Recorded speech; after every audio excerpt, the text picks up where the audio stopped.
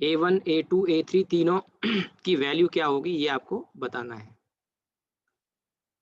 पहले वाले केस में हमने एक फोर्स लगाया है धागे में, F का फोर्स है 2 mg लगाया है।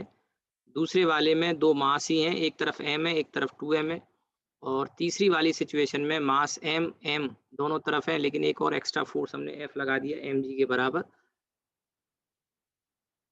तीनों केस में एक्सेलरेशन क्या आएगा A1 A2 A3 ये आपको बताना है। सर G/3 पहला पहला वाला G/3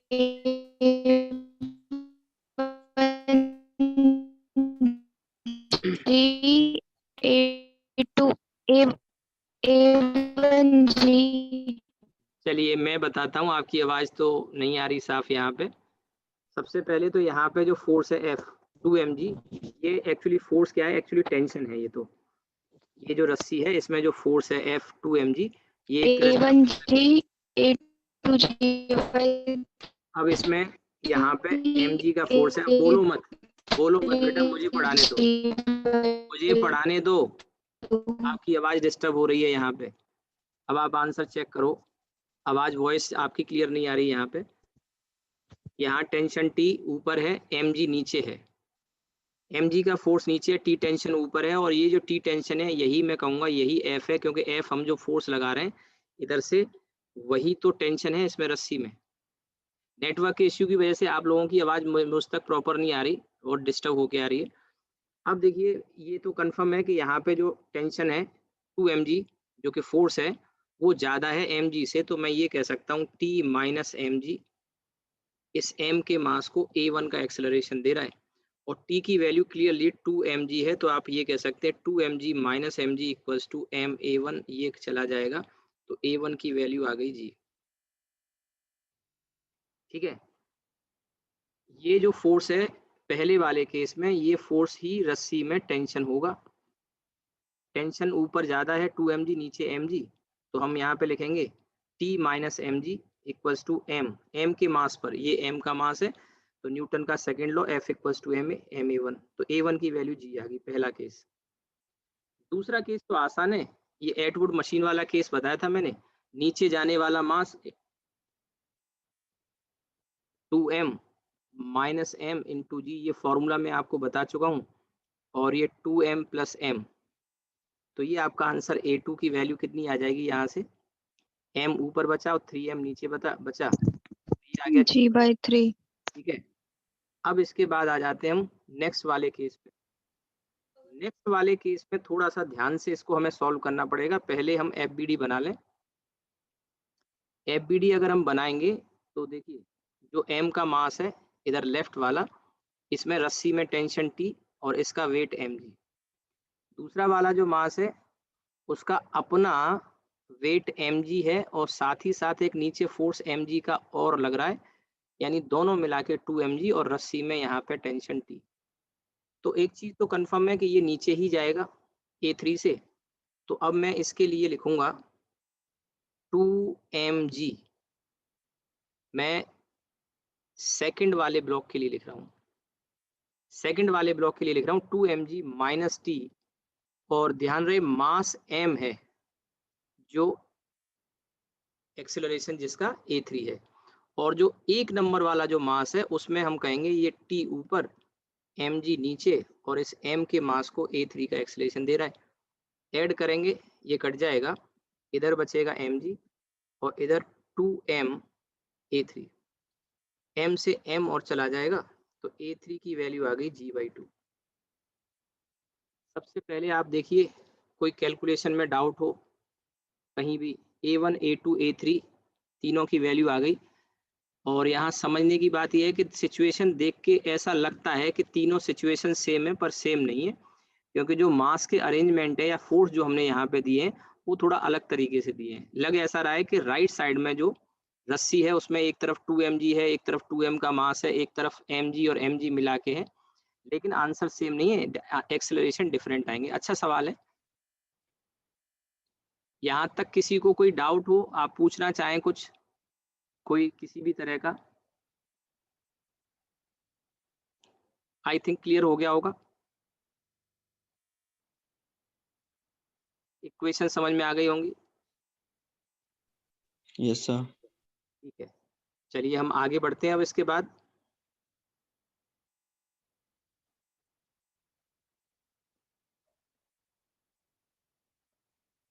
मैं अभी क्लास के बाद भी इसका वीडियो अपलोड कर दूंगा, अगर कनेक्टिविटी का कोई इश्यू है आपका, अगर कहीं दिक्कत आती है तो।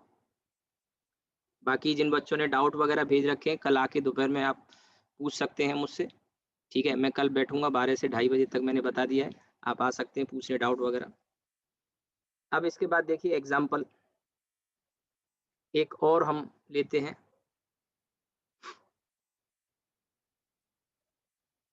इस टाइप के क्वेश्चंस भी आपको मिल जाएंगे।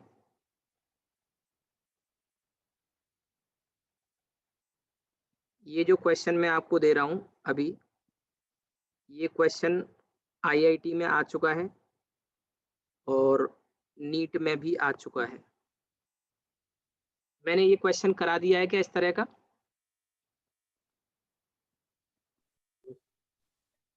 नो नहीं कराया। चलिए देखिए, इसमें ये क्वेश्चन में दो ही सिचुएशन हो सकती हैं। स्प्रिंग या तो ऊपर लगी होगी या नीचे लगी होगी, दो ब्लॉक होंगे। ब्लॉक के मास मैंने m और 2m ले लिए हैं, वो ऊपर का 2m नीचे का m हो सकता है, या ऊपर स्प्रिंग ना लगे हो तो नीचे लगी हो सकती है। इतना ही केस बनता है। और क्वेश्चन क्या पूछा जाता है कि रस्सी को अगर हम, ये वाली जो धागा है, एक तो स्प्रिंग है एक स्ट्रिंग है, इसको हमने कट कर दिया कैंची से, सीजर से कट कर दिया, तो कट करने के तुरंत बाद आपसे पूछा जाएगा दोनों मास m और 2m के एक्सेलरेशन क्या होंगे। ये क्वेश्चन आपको आईआईटी में मिल जाएगा, आईआईटी के प्रीवियस ईयर में मिल जाएगा, जेई मेन में, उसमें उसमें नीट में भी आ चुका है और मेडिकल में भी आ चुका है। हूबहू नहीं है, कॉन्सेप्ट यही है। मास हो सकता है डिफरेंट दिए होंगे वहां पे, या स्प्रिंग ऊपर ना लगा के नीचे लगा देगा। मेन है आइडिया आपको क्वेश्चन का आना चाहिए, कंसेप्ट आना चाहिए। Find acceleration of each mass just after string is cut. ध्यान रहे, स्ट्रिंग को कट कर रहे हैं, स्ट्रिंग इज कट। स्प्रिंग भी है और स्ट्रिंग भी है, स्ट्रिंग इज कट। स्ट्रिंग को कट करने के तुरंत बाद आपको एक्सेलरेशन बताने दोनों मास के। अब ऑप्शन दे देगा उसमें कुछ इस टाइप का, या g/2 टाइप के ऑप्शन ऐसे दिए होंगे। नीचे ऊपर आपको डायरेक्शन भी बताना है, ध्यान रखिएगा, डायरेक्शन भी बताना है, दोनों ब्लॉक के एक्सेलरेशन के डायरेक्शन क्या होंगे ये भी आपको बताना है। करिए। इसके बाद मैं अभी कंस्टेंट इक्वेशन पे भी आऊंगा। सर, एक का 3G एक का 0। 3G किसका? पहले वाले का स्मॉल एम। स्मॉल m का। 3G ऊपर नीचे? ऊपर। ऊपर 3G, चलो मैं लिख लेता हूँ। और नीचे वाले का? नीचे वाले का 0। 0। नीचे वाले का 0। चलिए भाई। 3G नीचे आएगा। अच्छा, 3G नीचे वाले का आएगा। नीचे एक्सेलरेशन 3G अच्छा, डाउनवर्ड। ऊपर वाले ब्लॉक का नीचे की तरफ आएगा, ये कहना चाह रहे हो? अच्छा, सर m वाले का 2G, m वाले का 2G किधर? 2G नीचे के सर ऊपर? m वाले का की तरफ, m वाले का 2G 2G नीचे के ऊपर? और 2 ऊपर की तरफ सर, ऊपर की तरफ। अच्छा, और 2m वाले का G फ्री फॉल होगा। 2m वाले का फ्री फॉल होगा। चलिए मैं लिख लेता हूँ, फिर देखते हैं। ठीक है भाई, चलिए मैं सॉल्व करता हूँ। देखो, इस तरह के क्वेश्चन को सॉल्व करने का अप्रोच क्या होता है, सबसे पहले तो आपको स्ट्रिंग को कट करने से पहले का एफबीडी बनाना चाहिए, और उसके बाद स्ट्रिंग को कट करने के तुरंत बाद का एफबीडी बनाना चाहिए, और उसके बाद दोनों को सॉल्व करके आप आंसर तक पहुंच जाएंगे। तो सबसे पहले मैं यहाँ लिख रहा हूँ जस्ट बिफोर कटिंग, शॉर्ट में लिख दिया मैंने JBC, मतलब जस्ट बिफोर कटिंग, यानी स्ट्रिंग को कट करने से ठीक पहले का सीन। और पहले का सीन ये है कि ये ऊपर वाला जो ब्लॉक है, इसका जो अपना यहाँ स्प्रिंग में kx आएगा, इसका अपना वेट आएगा mg, और इसके साथ साथ यहाँ ध्यान रहे ब्लॉक का वेट mg मैंने लिखा है। अभी रस्सी में टेंशन भी तो होगा, नीचे जो रस्सी बंधी हुई है, ऊपर कुछ kx टाइप का होगा। तो अब क्योंकि ब्लॉक m मास वाला है, ये m मास वाला ब्लॉक कहीं नहीं जा रहा है, तो आप कह सकते हैं kx ऊपर mg प्लस t के बराबर होगा, एक इक्वेशन। ऐसे ही नीचे वाला जो ब्लॉक है 2m मास का, उसका अपना वेट 2mg होगा, और रस्सी में टेंशन टी होगा और ये भी कहीं नहीं जा रहा, तो टी की वैल्यू 2 mg के बराबर होगी। और यहाँ से ये सेकंड इक्वेशन आ गई। और अगर आप चाहो तो ये टी की वैल्यू ऊपर वाले में रख दो, तो ये वाली इक्वेशन kx जो है वो 3 mg के बराबर आ जाएगी। आपको मेरी बात शायद समझ में आई। टी की वैल्यू 2 mg ऊपर रख देंगे तो kx की वैल्यू 3 mg आ जाएगी। ये थर्ड इक्वेशन है, काम आ जाएगी, लिख लेते हैं इसको। अब आ जाते हैं just after cutting. Just after cutting यानी स्ट्रिंग को कट करने के तुरंत बाद आप देखोगे रस्सी कटते ही टेंशन खत्म हो जाता है। समझने वाली बात है, रस्सी के कटते ही टेंशन खत्म हो जाएगा। तो सबसे पहले तो जो एम मास का है ब्लॉक, उसका एफबीडी बनाऊंगा। तो रस्सी अभी काटी है, तुरंत काटते ही स्प्रिंग में कोई चेंज आने वाला नहीं है। क्वेश्चन में कहा है just after string is cut. अब आपने कहा कि सर थोड़ी देर के बाद, थोड़ी देर के बाद तो सिचुएशन बदलती जाएगी क्योंकि स्प्रिंग कंप्रेस होगी। तो क्वेश्चन पूछेगा जस्ट आफ्टर का। जस्ट आफ्टर में स्प्रिंग में all of a sudden change नहीं आ सकता, ध्यान रहे। थोड़ा सा टाइम डिले होगा तो kx रहेगा। kx पहले भी था, kx अभी भी रहेगा। और यहाँ नीचे इसका वेट mg रहेगा। लेकिन रस्सी में जो टेंशन टी दिखाया था, कौन सा वाला, ये वाला जो टेंशन हमने दिखाया था वो गायब हो गया, वो गायब हो गया। आप अपना माइक म्यूट कर लिया करो, जब मैं पूछा करूँ तब अनम्यूट कर लिया करो। बाकी बच्चों को भी डिस्टर्ब होता है, जब मैं कुछ पूछूं तब अनम्यूट कर लो, अदरवाइज म्यूट करके रखो। ठीक है।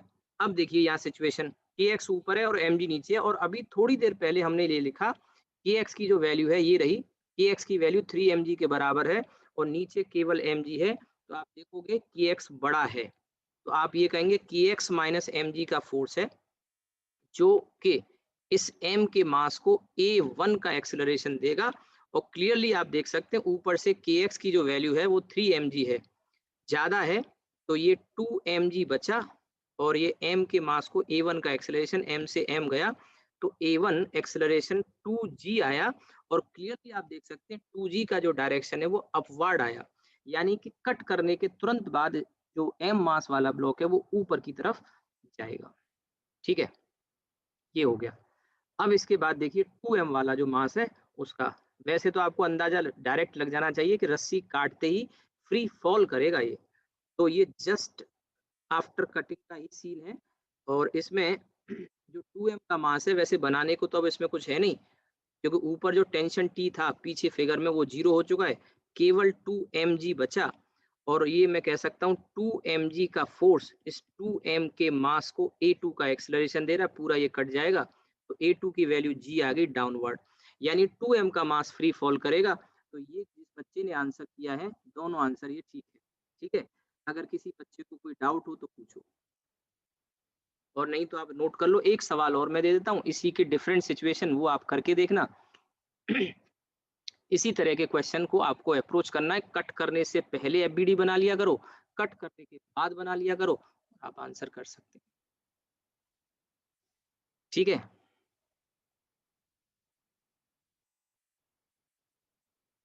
नोट कर लो।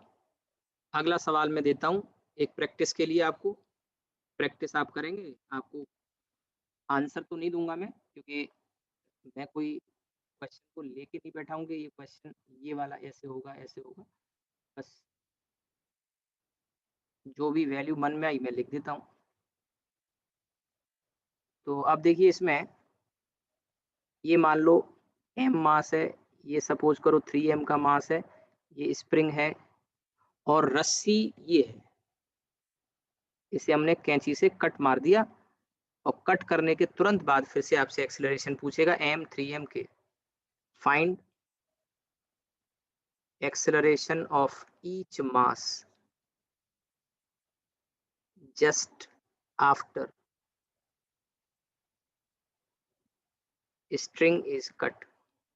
मेरे पास आंसर नहीं है इसका, क्वेश्चन मैंने तो ऐसे बना दिया है, आप करके देखिए, ना आए आप पूछिए। ठीक है, प्रैक्टिस के लिए दे दिया है, अभी सॉल्व आप करेंगे। बाकी जब डाउट लगे तो आप पूछ लेना, आपस में भी डिस्कस कर सकते हैं, अपने उसको आंसर को जस्टिफाई कर सकते हैं आप। ठीक है, नोट कर लो। इसके बाद मैं आगे बढ़ता हूँ, कंस्टेंट इक्वेशन पे आते हैं। कंस्टेंट इक्वेशन पे भी काफी सारे सवाल आपको मिल जाएंगे। नोट कर लिया होगा आपने, स्क्रीनशॉट ले लिया करो, नहीं तो आगे बढ़ता हूँ।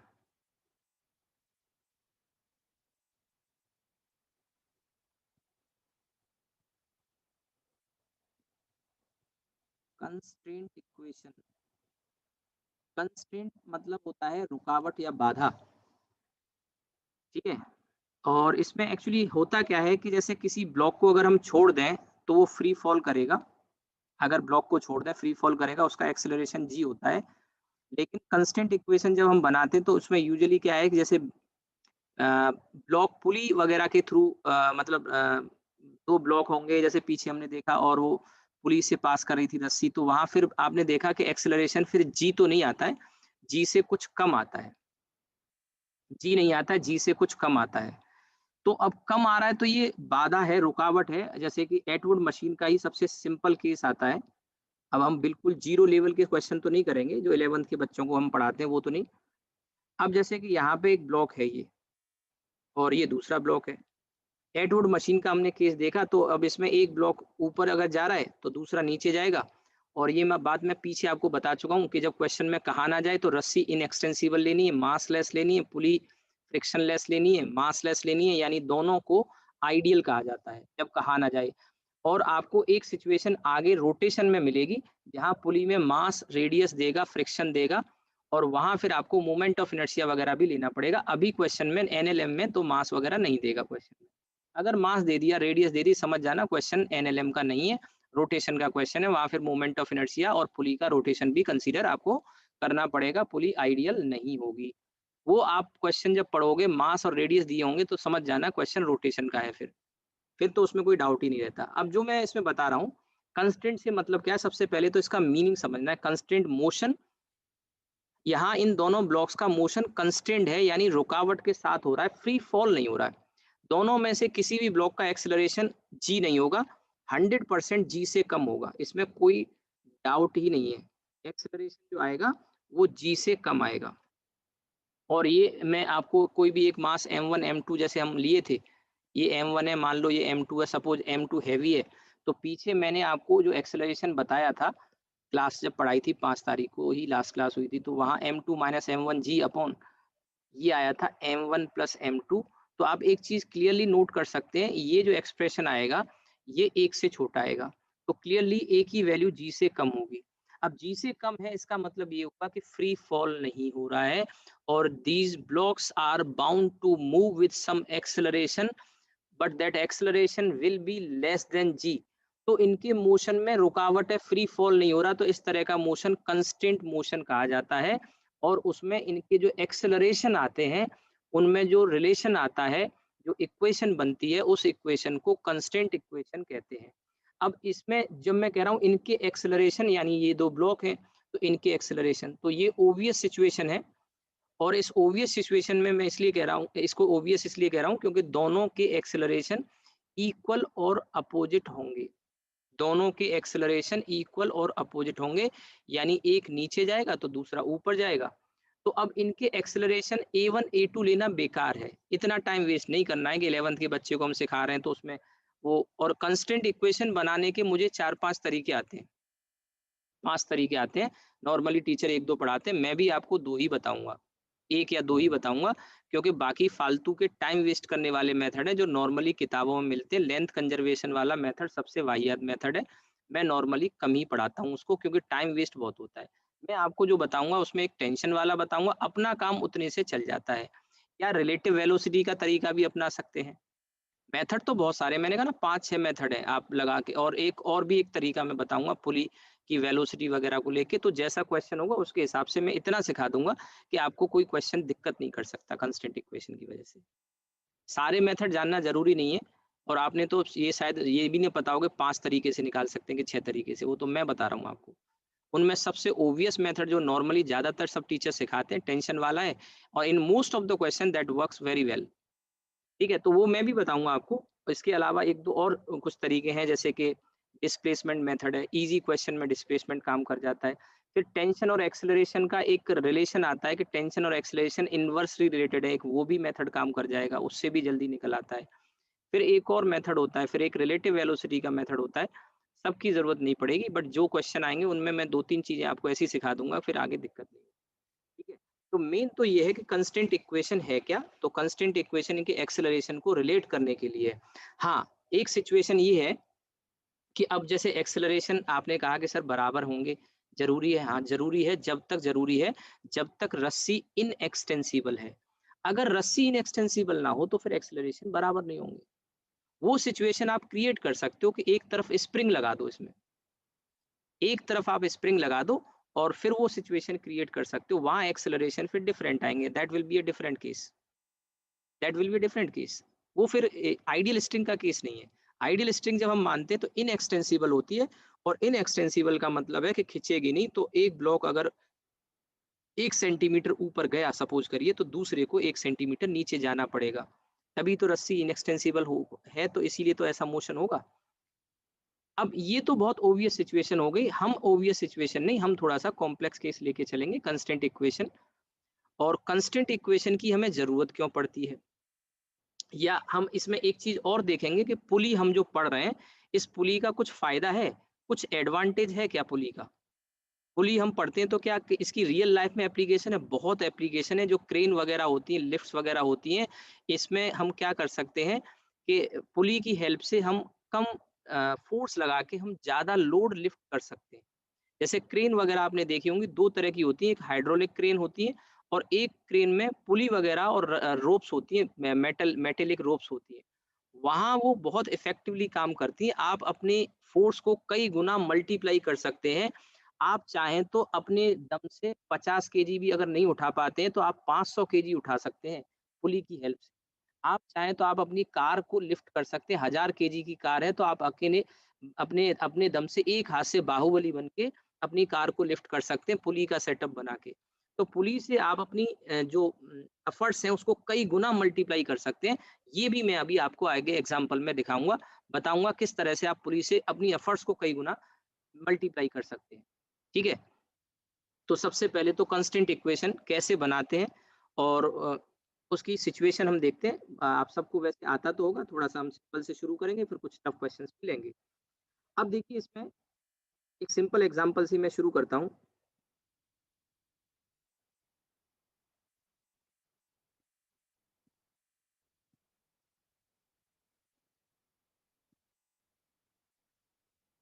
अरे यार ऑटो शेप नहीं होता है।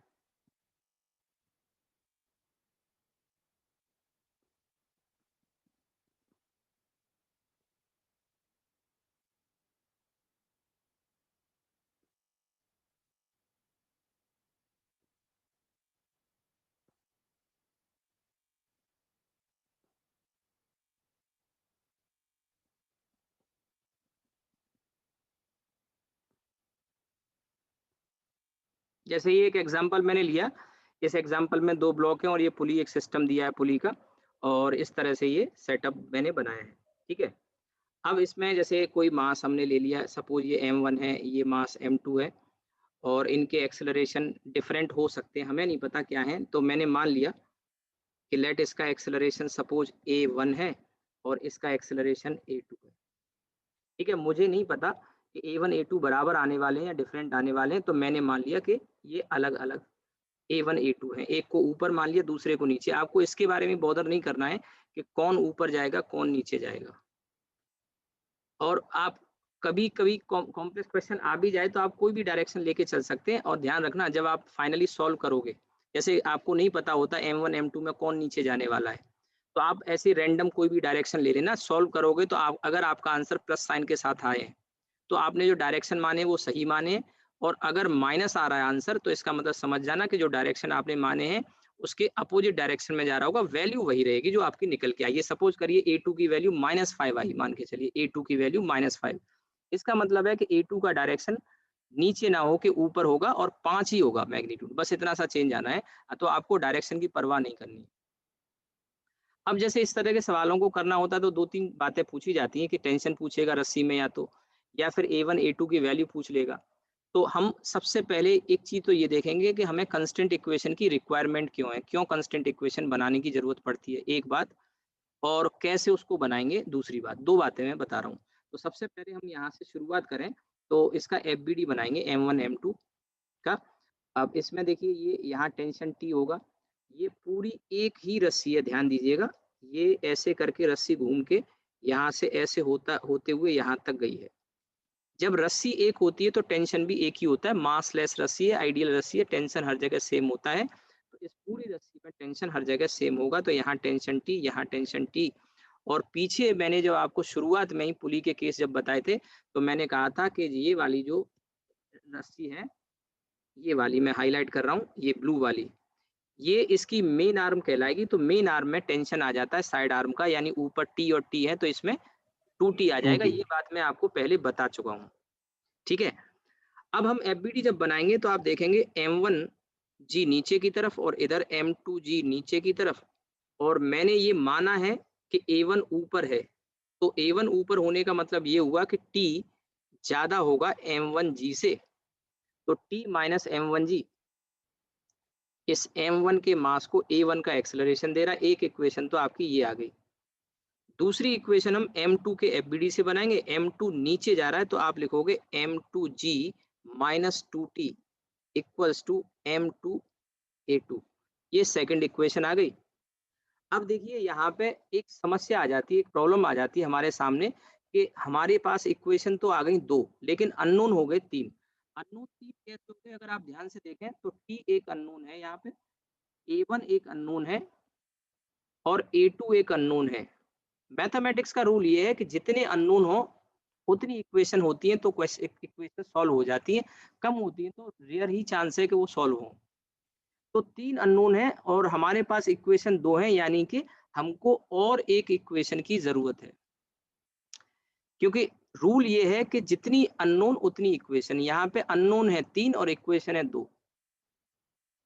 अननोन 3 इक्वेशन 2 बहुत नाइंसाफी है, और इंसाफ तब होगा जब एक इक्वेशन और आप बना लोगे। एक इक्वेशन मिलेगी आपको कहाँ से? कंस्ट्रेंट इक्वेशन से। तो that is why we require constraint equation to form. अब कंस्ट्रेंट इक्वेशन बनाने के तरीके हैं कई। अब एक तरीका तो सबसे पहला है इसका लेंथ कंजर्वेशन, जो ज्यादातर किताबों में पैकेज वगैरह में या टीचर पढ़ाते हैं, मैं नहीं पढ़ाता।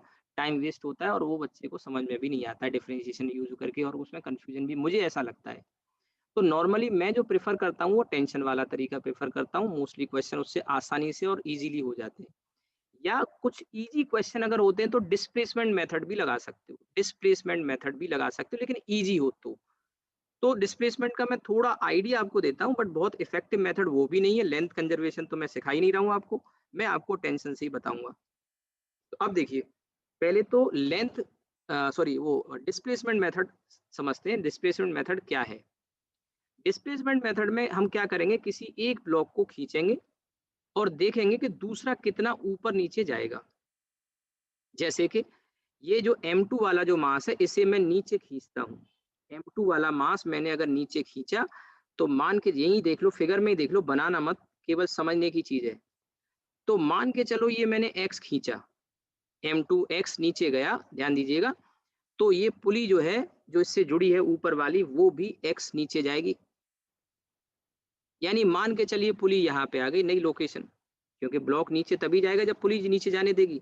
तो ब्लॉक अगर X नीचे गया है तो पुली भी नीचे जाएगी, यानी कि मैं कह सकता हूं अब मुझे एक्स्ट्रा रस्सी की जरूरत पड़ेगी, और वो एक्स्ट्रा रस्सी मुझे यहाँ और यहाँ चाहिए। मैं हाईलाइट कर रहा हूँ, दिख रहा होगा।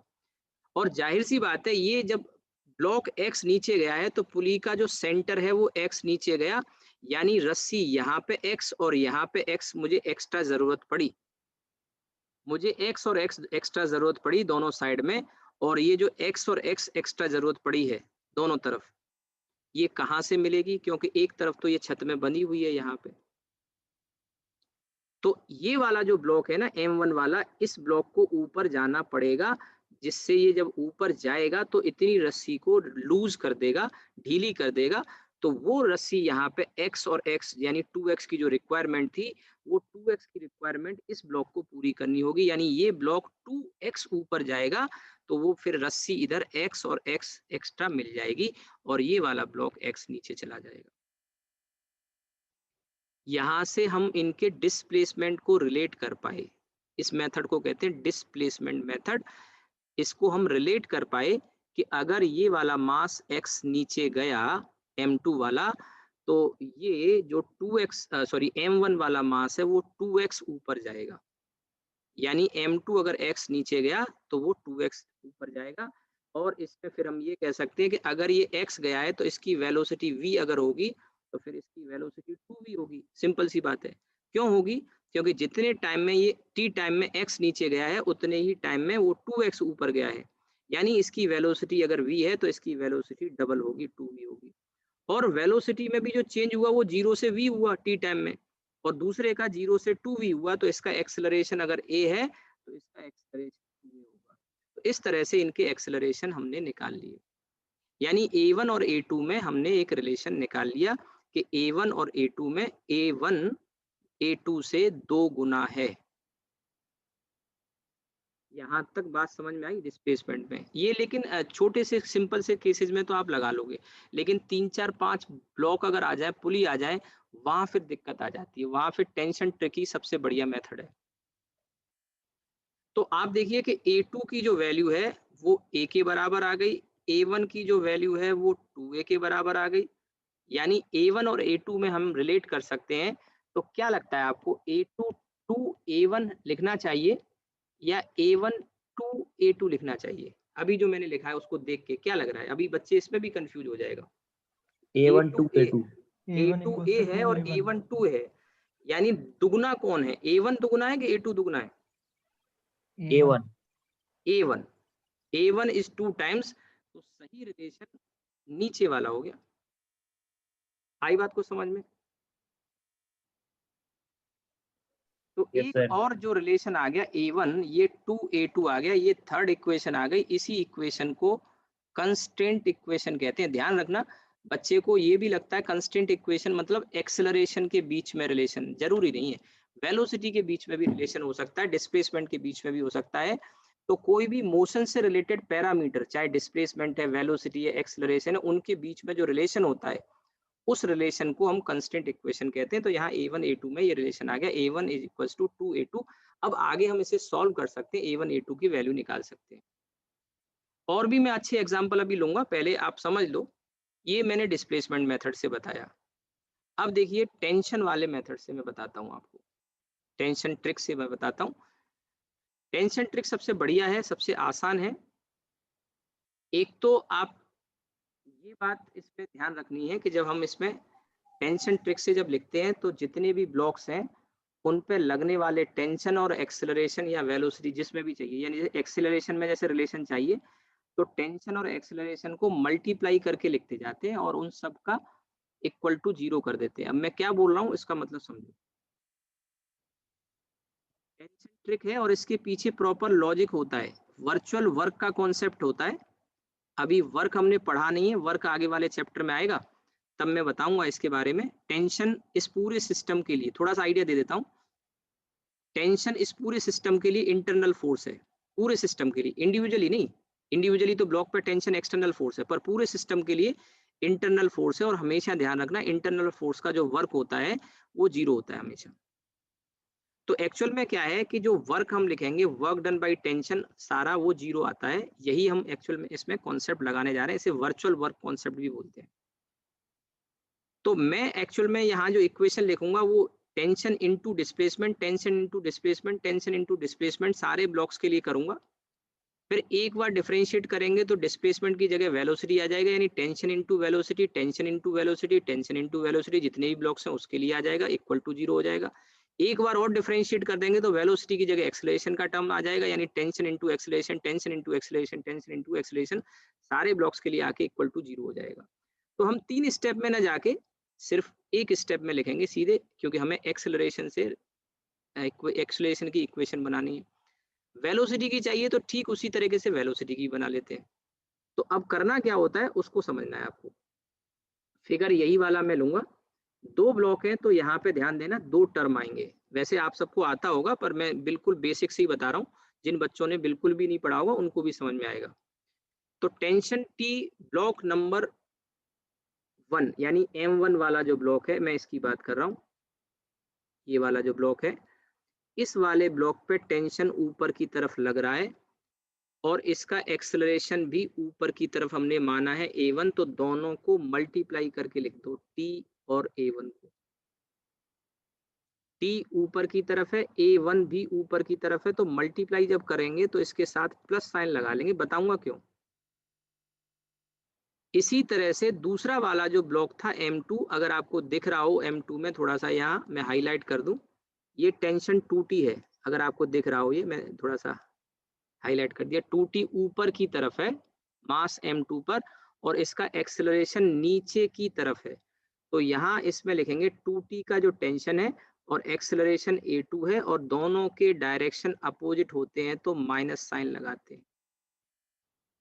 अगर सेम डायरेक्शन होते हैं तो प्लस साइन, और अपोजिट होते हैं तो माइनस साइन, और इक्वल टू कर देते हैं 0। दो ब्लॉक हैं तो दो ही टर्म आएंगे, तीन होते तो तीसरा भी ऐसे ही करके लिखते, चौथा ब्लॉक होता तो चौथा भी ऐसे करके लिखते। अब आपके मन में एक सवाल आ रहा होगा नेचुरली कि ये प्लस और माइनस का क्या खेल है। तो असल में खेल ये है कि जो वर्क डन का फॉर्मूला आपने पढ़ा तो होगा, फोर्स इनटू डिस्प्लेसमेंट जब हम करते हैं तो एफ इनटू डिस्प्लेसमेंट और कॉस थीटा होता है।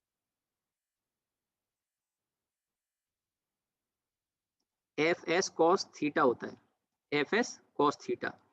तो अब आपको यहाँ पे क्या समझना है कि जो फोर्स है उसकी जगह तो टेंशन आ जाएगा, और एक्सेलरेशन से पहले, अभी थोड़ी देर पहले मैंने बताया कि हम पहले डिस्प्लेसमेंट लेंगे। जैसे इसका डिस्प्लेसमेंट 2x माना ना, तो इसका डिस्प्लेसमेंट मान लो x1 अगर होता तो ये आता है यहाँ x1, और दोनों के बीच में एंगल, क्योंकि दोनों सेम डायरेक्शन में, t का डायरेक्शन और x1 का डायरेक्शन सेम है, तो cos 0 हो जाता, cos 0 यानी प्लस, ये जो प्लस मैंने लिखा है इसलिए प्लस लगाया। इसी तरह से दूसरे वाले ब्लॉक M2 के लिए जब लिखते हैं तो दूसरे वाले ब्लॉक का जो टेंशन है वो 2T है ऊपर की तरफ, और उसका डिस्प्लेसमेंट नीचे की तरफ है, ये लिखा हुआ है, ये रहा नीचे की तरफ। तो वो डिस्प्लेसमेंट मान लो मैं इसे x2 बोलता और डायरेक्शन अपोजिट है तो cos 180 आता। cos 180 आता तो आपको पता है cos 180 की वैल्यू -1 होती है, तो माइनस साइन जो आ रहा है वो इसलिए आ रहा है। अब आपके मन में एक सवाल और आ रहा होगा कि अगर मान लो सर पैरेलल और एंटी पैरेलल ना हो तो क्या होगा? कोई दिक्कत नहीं, पहले इतना तो समझो। ज्यादातर केस में तो यही सिचुएशन आती है जिसमें टेंशन और एक्सेलरेशन या वेलोसिटी पैरेलल एंटी पैरेलल ही होते हैं। तो पैरेलल हुआ करें तो प्लस के साथ, और एंटी पैरेलल तो माइनस के साथ लिख के इक्वल टू 0 कर देते हैं। और ये जो मैंने वर्क वाली बात कही थी, तो ये वर्क आ गया प्लस के साथ, ये आपका माइनस के साथ आएगा कॉस वाला, और इन सब का सम इक्वल टू 0 हो जाता है। जो वर्चुअल वर्क मैंने कहा टेंशन का वर्क 0 होता है क्योंकि इंटरनल फोर्स है। अब इसी को एक बार जब हम डिफरेंशिएट करेंगे तो ये वेलोसिटी का टर्म आ जाएगा प्लस के साथ, और ये -2t v2, और इसी को और एक बार डिफरेंशिएट कर देंगे तो ta1 -2t a2 equal to 0। यही इक्वेशन लिखिए इधर देखो आप। तो एक्चुअल में इसके पीछे लॉजिक तो ये है कि इंटरनल फोर्स पूरे सिस्टम के लिए इंटरनल फोर्स हो जाता है 0, उसका वर्क 0 हो जाता है, तो इसलिए ये आता है। तो आप इस तरह की इक्वेशन या तो वेलोसिटी के लिए बना लो, या फिर एक्सेलरेशन के लिए बना लो, या डिस्प्लेसमेंट के लिए बना लो, as per requirement in the question. और ये नहीं है कि टेंशन का मल्टीप्लाई एक्सेलरेशन के साथ ही करके लिखना, आप वेलोसिटी के साथ करके लिख सकते हो। डिस्प्लेसमेंट के डिपेंड करता है क्वेश्चन में कंस्टेंट इक्वेशन आपको एक्सेलरेशन के लिए चाहिए कि वेलोसिटी के लिए चाहिए, तो यही अप्रोच रहेगी। अब एक बात आती है आपके मन में आ रही होगी कि सर अगर मान लो वहां एंगल 0 180 ना हो तो कोई दिक्कत नहीं है, जो एंगल होगा वो ले लेंगे। फिर भी इसमें मैं एक बात बता दूं, कभी आगे मैं क्वेश्चन भी कराऊंगा आपको कि कहीं ऐसा भी होगा कि जो टेंशन की डायरेक्शन है और डिस्प्लेसमेंट की डायरेक्शन है या वेलोसिटी की डायरेक्शन है वो पैरेलल एंटी पैरेलल नहीं होंगी।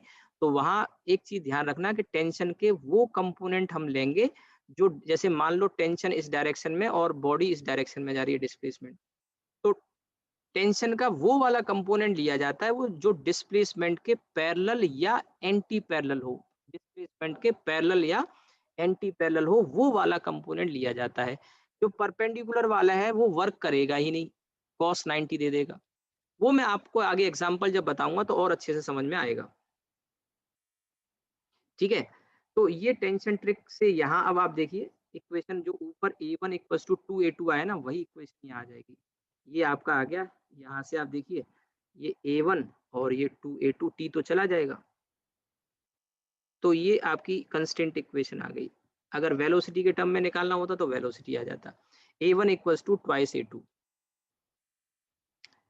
a1 = 2 a2, ये कंस्टेंट इक्वेशन आ गई टेंशन ट्रिक से।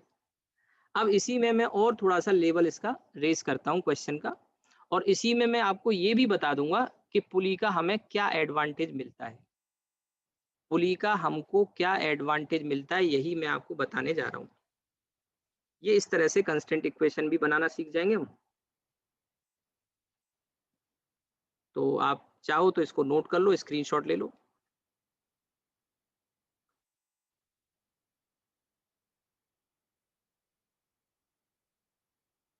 चलिए एक और एग्जांपल लेते हैं।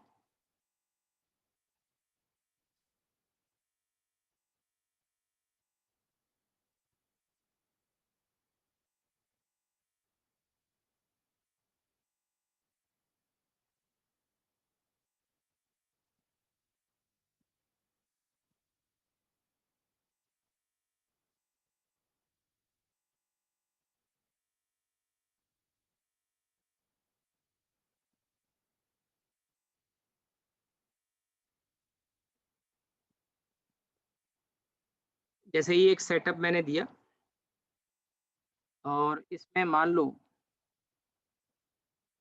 ये 1 kg है। इसमें 2-3 चीजें मैं सिखा दूंगा। 1 kg का मास है, तो ये मास m आपको बताना है।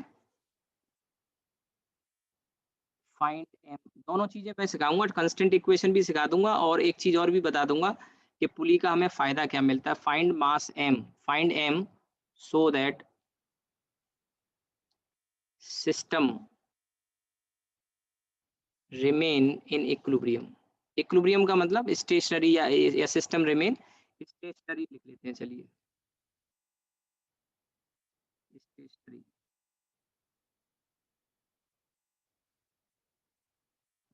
ठीक है।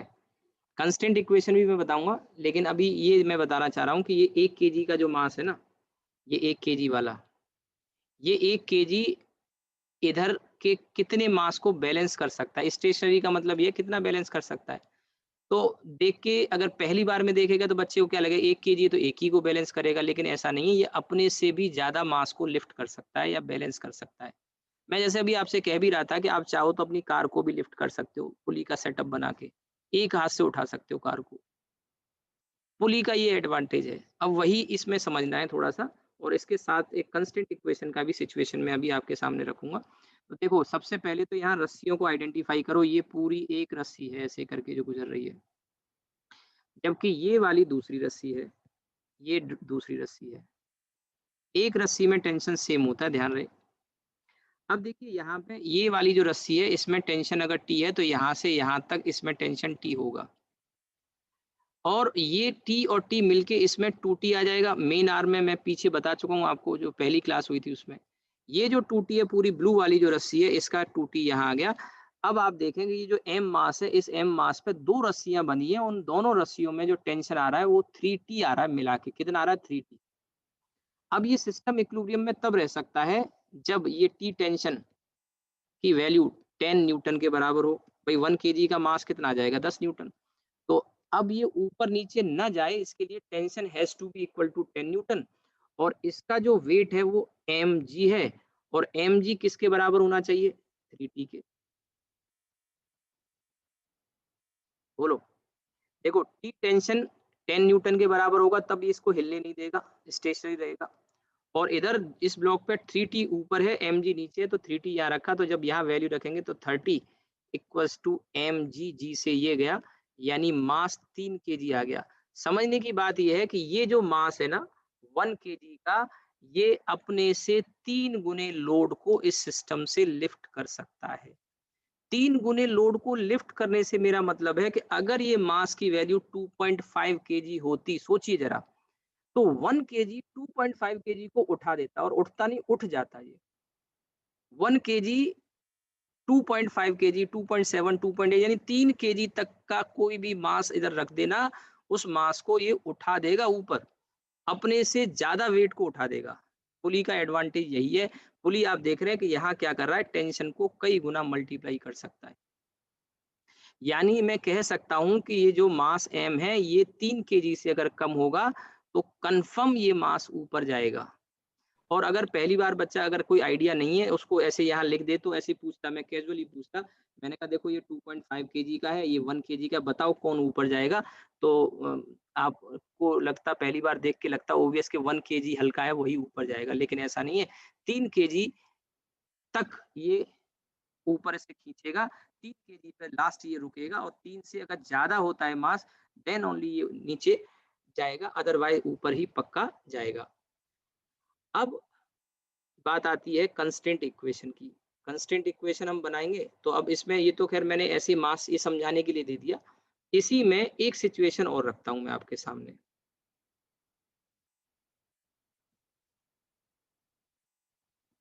जैसे अभी हमने 2 पुली लगाई हैं, ऐसे ही कई और पुली भी अगर हम लगाते जाएं,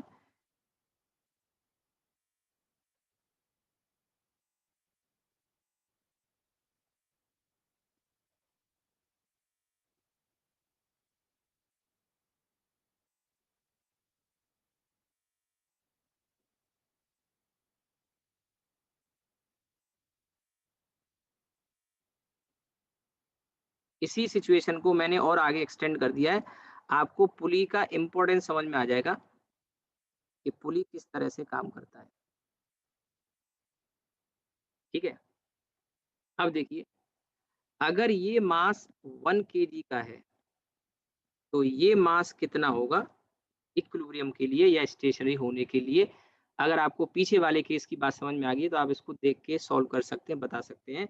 मान लो इधर का मास 1 kg है, तो ये मास कितना हो सकता है इसको स्टेशनरी रखने के लिए, या मैं ये कह सकता हूं कि 1 kg कितने मास को बैलेंस कर सकता है, अपने से कितने टाइम्स मास को बैलेंस कर सकता है।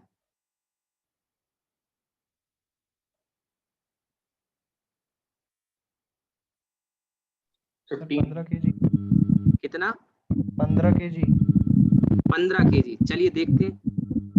देखो भाई, यहां से हम स्टार्ट करेंगे, ये एक रस्सी है टेंशन टी, ये टेंशन टी, तो इसमें कितना हो जाएगा 2t। ये पूरी रस्सी एक है, इसमें भी 2t आएगा, और ये 2t और 2t इसमें चला जाएगा कितना 4t, और ये 4t पूरी एक रस्सी है तो इसमें भी 4t आएगा, और ये 4t 4t मिलके 8t हो जाएगा, और ये 8t इसमें भी आएगा।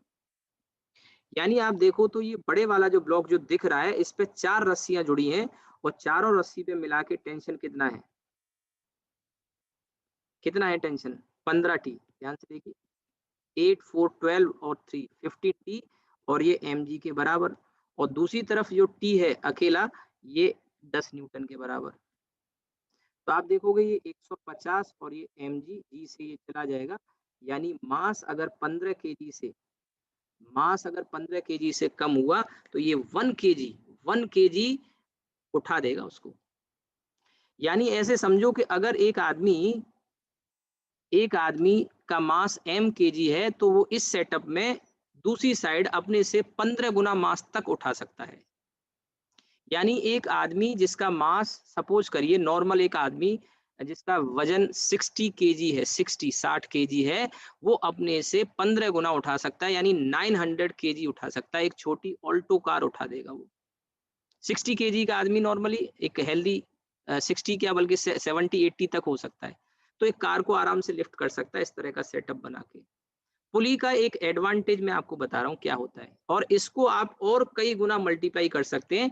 यानी अगर आप चाहें तो यहाँ एक और ऐसी पुली, अगर मैं एक और यहाँ पे ये छत पे जो बंधा है, यहाँ इसको हटा के एक पुली यहाँ और अगर एक ऐसी लगा दूं, और छत में ये लगा के और एक रस्सी और ऐसे ले आता यहाँ पे, सोचिए तो अब ये 8 का डबल होके 16 आता है यहाँ पे 16 और 31 16 kg। जी, तो अब 31 टाइम्स हो जाता। और ये सेटअप आप बढ़ाते जा सकते हो, यहाँ एक और पुली लगा दो और एक और पुली लेके फिर इधर आ जाओ, तो 16 का डबल 32 हो जाता, 63 टाइम्स हो जाता। आप देख रहे हैं पुली का एडवांटेज हमें मिल रहा है। तो ऐसे पुली से हम अपनी एफर्ट्स को कई गुना ज्यादा कर सकते हैं। मैकेनिकल एडवांटेज ले सकते हैं। मैकेनिकल एडवांटेज एक टर्म है, आपने पढ़ा होगा छोटी क्लास में, लोड अपॉन एफर्ट, ये यूज किया जाता है। लोड अपॉन एफर्ट मतलब कि हम इसमें कितना लोड उठा सकते हैं, कितनी एफर्ट लगा के। एक टर्म आता है, मैं कह रहा हूँ mechanical advantage. Mechanical advantage load upon effort, ये टर्म यूज किया जाता है। ये छोटी क्लास में लीवर वगैरह जब पढ़ाए जाते हैं वहां आपने शायद पढ़ा होगा मे बी। तो और ऐसे बहुत सारे एग्जाम्पल हो सकते हैं, मैं बता देता हूँ उसमें भी। तो मैकेनिकल एडवांटेज एक टर्म आप चाहें तो लिख सकते हैं, वैसे पूछेगा नहीं। And this is load upon effort. Load यानी जो आप उठा रहे हो और एफर्ट यानी जो अपनी तरफ से आप डाल रहे हो। जैसे इस सेटअप में, इसको तो मैं हटा देता हूं, इसी सेटअप की बात करते हैं। तो इसका एडवांटेज, मैकेनिकल एडवांटेज अगर पूछा जाए इस सेटअप में, तो एक तरफ मैंने 1 kg के मास से दूसरी तरफ कितना लोड उठाया है? 15 kg। 15 kg। तो लोड उठाया 15 kg और एफर्ट मैंने डाली 1 kg। तो मैकेनिकल एडवांटेज कितना हो गया? 15 हो गया? नहीं बात समझ में आई? लोड कितना लिफ्ट किया आपने? 15 kg लिफ्ट किया और 1 kg लोड आपने दूसरी तरफ लटकाया। तो 1 kg लटकाया तो आपकी जो एफर्ट है वो 1 kg के इक्विवेलेंट है, जबकि लोड आप 15 गुना उठा रहे हो। और इससे एक और पुली ऊपर मैं जोड़ दूंगा तो यही हमारा जो एफर्ट हो जाएगा, लोड हो जाएगा, वो कितना हो जाएगा फिर? 31 टाइम्स हो जाएगा। मेरी बात समझ में आ रही हो शायद आपको? Yes sir. तो मैकेनिकल एडवांटेज पुली से हम ले सकते हैं। पुली के अलावा और भी बहुत सारे टूल्स होते हैं, लीवर वगैरह होते हैं। इसका एक और एग्जांपल मैं बताता हूं आपको। जैसे इंक्लाइंड प्लेन है, एक इंक्लाइंड प्लेन है, और इस इंक्लाइंड प्लेन पे अगर आपको किसी मास को ऊपर ले जाना हो, m मास है, तो देखिए एक तरीका तो यह है, जैसे मान लो एक लोड को आपको h हाइट पे पहुंचाना है। ध्यान दीजिएगा मैं क्या बता रहा हूँ, इसी से रिलेटेड एक छोटी सी बात बीच में मैंने डाल दी है। एक h हाइट पे यहाँ से मास अगर उठा के लेके जाएं तो आपको इसके वेट के बराबर फोर्स लगाना पड़ेगा कि नहीं? ऐसे लेके जा रहे हैं तो जैसे नीचे से आप h हाइट पे अगर किसी को इसको लेके जाएंगे तो आपको mg के बराबर फोर्स लगाना पड़ेगा कि नहीं? Yes sir. यानी अगर मैं इस केस में पूछूं, अगर सीधे वर्टिकल अगर आप लेके जाते हैं, वर्टिकल लेके जाते हैं, तो लोड आपका कितना है? mg। और एफर्ट भी आप कितना लगा रहे हो? mg। यानी कोई एडवांटेज मिला? एक ही तो आया मैकेनिकल एडवांटेज, दोनों बराबर है, दोनों बराबर हैं। लेकिन अगर आप इंक्लाइंड प्लेन के अलोंग लेके जाते हैं, क्योंकि आपको ऊपर पहुंचाना है, तो बजाय डायरेक्ट ऐसे लिफ्ट करने के आप ऐसे लेके गए इस डायरेक्शन में, तो अगर आप इस तरह से लेके जाते हैं तो आपको कितना फोर्स लगाना पड़ेगा इसको खींचने के लिए? तो आप कह सकते हैं mg साइन थीटा लगाना पड़ेगा सर हमको, क्योंकि mg साइन थीटा इस इंक्लाइंड प्लेन के अलोंग होगा, तो mg साइन थीटा के बराबर फोर्स f डैश लगा के मैं इसे ऊपर पहुंचा सकता हूं। मेरी बात को समझ में आई? Yes sir. तो पाथ 1 और पाथ 2 दो को समझो। पहले पाथ 1 के अलोंग अगर मैं बात करूं, तो पाथ 1 के अलोंग जो मैकेनिकल एडवांटेज होगा वो कितना होगा? मैकेनिकल एडवांटेज होगा mg अपॉन mg यानी 1। और path 2 inclined plane, inclined plane हम पढ़ते हैं, क्यों पढ़ते हैं? इंक्लाइंड प्लेन का फायदा हमें क्या मिलता है? यही तो मिलता है। अब पाथ 2 के अलोंग जब आप लेके जाओगे तो लोड तो mg है जिसे लेके जा रहे हो, और उसके लिए एफर्ट कितनी कर रहे हो? एफ डैश यानी mg साइन थीटा। ये कट जाएगा, तो mechanical advantage 1 upon sine theta यानी कि कोसेक थीटा। आपसे ये क्वेश्चन ऐसे पूछ लेगा कि एक इंक्लाइन प्लेन का मैकेनिकल एडवांटेज क्या होता है, ऑप्शन दे देगा। आपने कभी पढ़ा ना हो तो समझ में नहीं आएगा क्या है। Tan theta, cot theta, sec theta, cosec theta option दे देगा। तो किसी भी इंक्लाइन प्लेन का मैकेनिकल एडवांटेज कोसेक थीटा होता है। और ये वैल्यू क्लियरली आप देखेंगे ग्रेटर देन 1 आती है। ये एडवांटेज मिलता है कि हम कम फोर्स लगा के लिफ्ट कर सकते हैं। ऐसी पुली में है। पुली के साथ ही मैंने एक टर्म आपको बता दिया कि पुली का एडवांटेज क्या है। अभी मैं कांस्टेंट इक्वेशन और सिखाऊंगा आपको, लेकिन मैं अभी आपको ये बताने लग गया बीच में कि इसमें पुली का एडवांटेज क्या है। मशीन्स वगैरह में पुली यूज होती है, क्रेन में यूज होती है, उससे आप थोड़ा कम फोर्स लगा के कई गुना ज्यादा लिफ्ट कर सकते हैं लोड। ये फायदा है, और यही कांस्टेंट इक्वेशन में हम आगे पढ़ने जा रहे हैं। इसी का मैकेनिकल, जैसे ये केस हो गया, ऐसी रिंच आप जानते हैं, रिंच होती है, इनका अपना एक मैकेनिकल एडवांटेज होता है। लीवर होते हैं, हालांकि ये छोटी क्लास में आती है, बट एक मैकेनिकल एडवांटेज टर्म है जो मैं मुझे लगा कि आपसे डिस्कस करना चाहिए। ठीक है, ये आप चाहो तो नोट कर लो।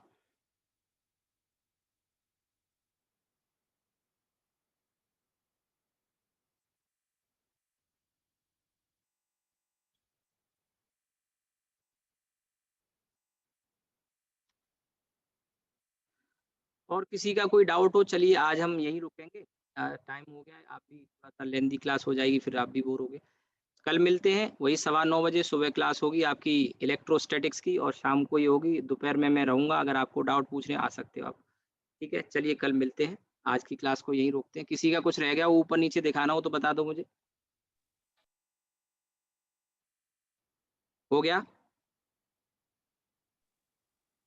सर थोड़ा ऊपर दिखा जाइए।